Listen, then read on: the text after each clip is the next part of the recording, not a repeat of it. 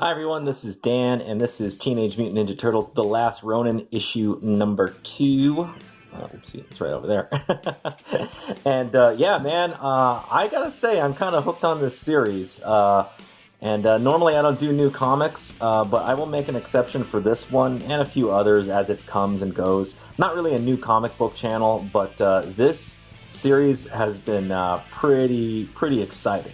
That being said, let me do a quick sort of evaluation of this comic book before we get to spoilers, because it's really hard to go over this comic book without doing spoilers. So, spoiler free. This book is good, but it's a bit decompressed, and plot-wise, it doesn't actually move the plot forward. It's mainly a lot of flashbacks and sort of explanations and expositions of what's going on in this overarching story. It's still good, and the overall sequential art is still fantastic. Kevin Eastman knows how to do a layout. That's all I can say. But I will say this: if you are not a big TMNT fan, and really the old TMNT, I wouldn't necessarily get this book. I would probably wait till you get maybe the trade paperback or I don't know what this is going to end up being. Mainly because this issue, for the amount that you get, I don't know if it was necessarily worth $8.99. Just being dead honest. That being said, I'm happy to read it because I love the Turtles. But yeah, a little bit on the decompressed side is what I'll say. That being said, from here on out, spoilers. So stop the video. Go get this book. You can get it at comic book stores, online comic book retailers, digital. Sorry, I almost threw up in my mouth, but. And just go ahead and read it. It's good. It's enjoyable. There's no lecturing in this book, at least so far. But yeah, no. Let's get right into it. The spoilers begin. You should have stopped the video at this point and gotten this freaking book. So let's just get into it. So last we left, the turtle had survived his attempt on Oroku's life, and turns out that turtle, spoilers, is Michelangelo. Michelangelo is the one who survives. Donatello, Leonardo, Raph, they all died in a previous event. And here is April. Turns out she's alive too. And we go through this flashback scene right here where it's Casey Jones and April. It's kind of a revelation that they got married. And their little party, they were going to have a little dinner party with the Turtles. Turns out things are going south. Here comes Raph, just throwing over the table. Really dramatic Hollywood kind of event. Like bad things are happening. Here's Donnie, Michelangelo, and Splinter. And, she's waking up from a nightmare. And then they're kind of continuing the flashback. There's always this back, then, now sort of thing that's going on. It's kind of cool, and I love the Frank Miller caption boxes. It's so good. It harkens back to the old Turtles, so it's good. But yeah, so Splinter's in a lot of trouble. Raph is obviously pissed, as he should be. And here comes Leonardo. He's telling everyone, calm down. We're going to go find a doctor. We're going to try and see what we can do to save Splinter. But where's Raph? He's out to go get vengeance. We go back to April in today. She does not have an arm or a leg. She's using prosthetics. So shit happened. That's all you need to know. And then we get the, further reunion between Michelangelo and April. And here's Michelangelo again, having his sort of ghost moment with his ghost brothers. They're kind of almost like hallucinations in his mind at this point. There's Donnie, Raph, Leo. And going back and forth as he's kind of bantering with them. And I kind of love this because it's like you're still reading a Turtles book, even though they're not there. The banter between all four of them is still available, even though there's a dark and obviously melodramatic and sad aspect to this story. And they go forward. We get back to the flashback and we find out what happened to Raph. This is honestly, these 8 pages are honestly super badass, but also super sad. So spoilers, you're not going to like the ending here, right? So if you didn't want spoilers, you should have stopped anyway. So he goes over and he decides to get vengeance on the foot himself. So he runs over and here's Karai. And this chick, she was from the City at War event. I was trying to remember. I've been reading through. I got up to volume 5 right now of the IDW series, and I'm reading through all of them. But yeah, no, it's a cool callback. I'm like, oh shit, I just read this chick right now. Oh, this is cool. So yeah, Raph just decides to go freaking ape shit on the foot, and this is great storytelling. Like, get at him. You know, I kind of feel like it should be more violent, considering that anyone who's reading The Last Ronin should be a fan of the old Turtle comics. So I don't think anyone's going to complain about ultra violence at this point. And this is a scene that this story section kind of demands it.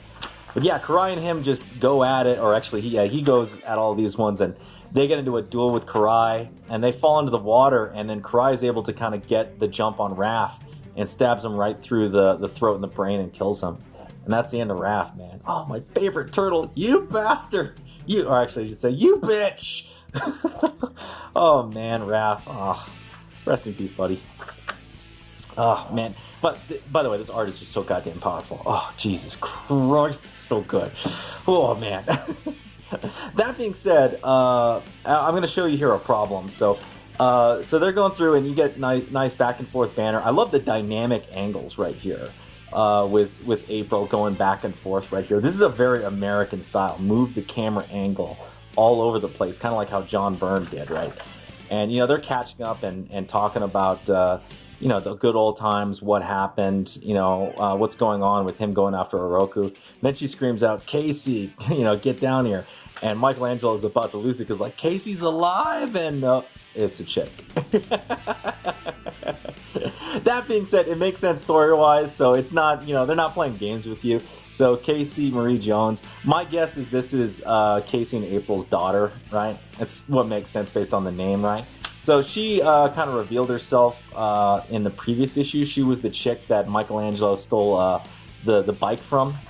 But yeah, no, they get together and they have food. And then we go back to Oroku, and Oroku's just being your typical bad guy prick, having all these guys fight him. This is like so reminiscent of the Kingpin, man. Like, this reminds me of like Frank Miller's like Kingpin scenes, where Kingpin would just tell everybody to try to fight him, and then he would say, "Don't hold back or I'll kill you." And then they don't hold back, and then he just kills him anyway. And I gotta get you to mind that this guy's such a prick and a villain. And he goes back and he's explaining to this captain that, hey, you need to go find these guys, because if you screw up like the last guy, you're going to end up like the last guy. So great villainy being shown here. Very classic kind of villain. I like it. So they go back and forth, and you kind of have this, you know, gee, I remember the Teenage Mutant Ninja Turtles. I admire you guys kind of thing going on here. These characters are like, I mean, like the new Star Wars is kind of have these kind of characters, and all new characters seem to be based on this archetype. And I will say this, as it is right now, I'm not really liking this character. She feels a little too cliche and a little too much like, I don't know, a lot of like modern stuff for me personally. That being said, at least Michelangelo isn't getting cucked in this story, so far I'm kind of tolerating this character. But we will see. Who knows? Maybe Eastman and Laird have some like really cool plans for this. It's just an introduction right now, so we'll get to it. By the way, oh my God, we get a background story of Michelangelo and what he did after the events, which haven't yet fully been explained. When all of his brothers and Splinter and everyone else thought everybody was dead, and this, like, I'm fairly certain. I don't believe the Escorza brothers drew this. This looks like Eastman and Laird. Like, this really does look like Eastman and Laird. And, oh my God, it's just, it feels so good with the black and white and the old school. Oh man, I love, yeah, the eyes, the clenched teeth, yes! This is the freaking Turtles, baby. Oh, I love it. But yeah, he's explaining that he went to meditate on a mountain for a while and find himself. And he had kind of, accepted his fate and what had happened and decided to live in peace. But turns out, people weren't going to let him live in peace, so he ended up having to get back into the fight. You have this great, page right here that pretty much explains his reasonings behind it. So it turns out that he's still going to go after Oroku, but April's daughter, Casey, decides that, you know what, you're not going at it alone, so I'm coming with you, buddy. So she becomes the sidekick of a sort. And then you get this, interesting... wordless silent scene with April pulling something out of the safe right here. And then you get a preview of the next issue. I'm guessing we're going to talk about Casey Jones in the next issue. But yeah, so here's the deal. As you can tell, where Michelangelo ends up at the end of the issue compared to where he was at the beginning of the issue, yeah, he didn't move. He literally didn't move at all. So plot-wise, That's why I'm thinking it's not really worth $8.99 if you're not super into the Turtles like I am. If you're not really into it, I would recommend just waiting for a trade paperback, or waiting to see if you see this on sale, because they're gonna overprint this. I mean, the first issue sold like crazy. Like, I saw people picking up second printings. I picked up a second printing of the first issue, and two of the shops that I went to were sold out on this one. So yeah, definitely. I would say this: if you're not super into the Turtles, I would wait a little bit to see if you could get a deal on this, because I personally don't think the story is worth $8.99. That being said, if you are into the Turtles, totally pick it up, because even if it doesn't move the plot, it's still really fucking cool. It's still really good. I just wish it was a little more compressed and you could push forward. That's my only complaint. Still good. Still really good, though. But yeah, I've ranted up enough on Teenage Mutant Ninja Turtles: The Last Ronin. That's the review. If you like this video, please hit the thumbs up, subscribe if you haven't subscribed, hit the bell for notifications. If you got any comments on Teenage Mutant Ninja Turtles: The Last Ronin issue number 2, leave it down below, and I will see you next time.